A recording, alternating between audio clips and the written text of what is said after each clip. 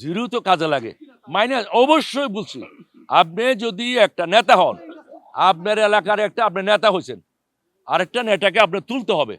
আপনি যাওয়ার পরে যেন গ্রামের লোক শান্তি পায় ওই নেতারে দিয়া। এখন আপনি কইতেছেন যে কেউ উঠবে না আমি ছাড়া, তা আপনি যখন চলে যাবেন কি হবে? সারা জীবন কি আমি যে মনে করেন 5 করে ইট ভাঙতাম, এখন কি ভাঙতে পারি? এখন তাহাতে ব্যথা লাগে ভাই। এখান থেকে ডাইরেক্ট লাভ দিতাম আমি, এখন কি পারি? একটা যে আছে তার তো এখন যাইতে হবে, কিছুদিন পরে যাইতে হবে না তার? তখন কি হবে? ইন্ডাস্ট্রি এরকম যেরকম আছে থাকে কিনা, না সরকার আইনা কাউকে লিজ দিয়া দিয়ে তাও জানি না। এটা কি ইন্ডাস্ট্রি থাকবে? চলচ্চিত্র উন্নয়ন কর্পোরেশন থাকবে? মনে হয় থাকবে না, এটা জানি না যে অবস্থা হচ্ছে। ভাই আপনি সুন্দর কথা বলছেন, এই জন্য বললাম যে আপনি ইয়া করেন, ভিলেন অভিনয় করেন।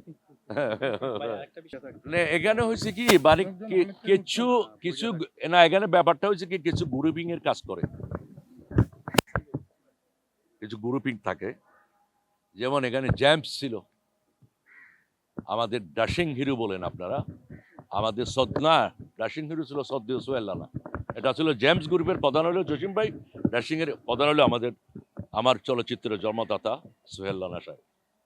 তো দুটা গ্রুপ তো একসঙ্গে ছিলই, তাই না?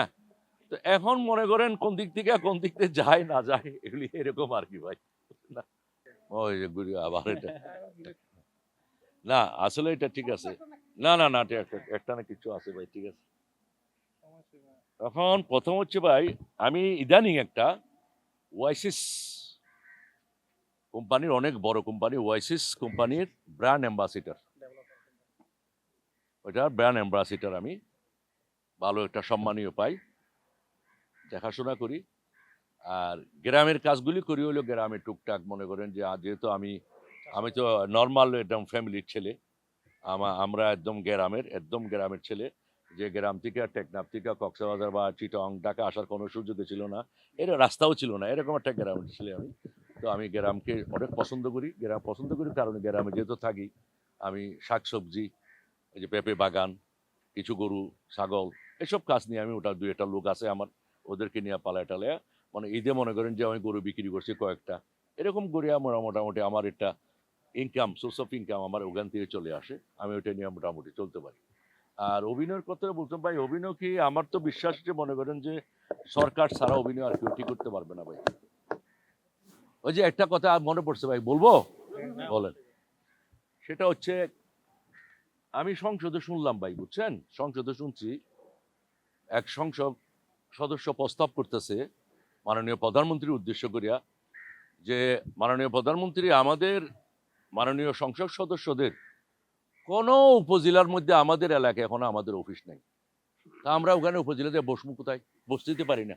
ইউনূস সাহেবেরা সিটে বসে, অমুকে বসে, আমরা তো চেয়ারম্যানেরা উপজেলায় বসে, আমরা তো বসতে পারি না। হ্যাঁ, আমি শুনছি ভাই, এখানে আপনারা শুনছেন কিনা? হ্যাঁ, তখন এটা কি হয়েছে জানেন, এখন আমার মনে হয় 496টা উপজেলা বাংলাদেশে, সম্ভবত 1-2টা এদিক হইতে পারে 496টা মেবি, এরকমই 496টা এখন বিল্ডিং হচ্ছে ভাই। সরকার চাইলে পারে তো? হ্যাঁ, সরকার চাইলে পারে না?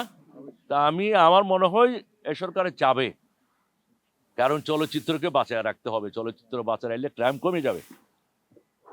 এটা আমরা খালি আপনারা দোয়া করেন, আরমান মুক্তি পরিষদ যদি আল্লাহ রহমত যদি আসে, আমরা ইনশাআল্লাহ একটা কিছু পরিবর্তন করবো ইনশাআল্লাহ, এখানে মানুষের শিল্পীদের পরিবর্তন। ঠিক আছে ভাইজান, ওকে।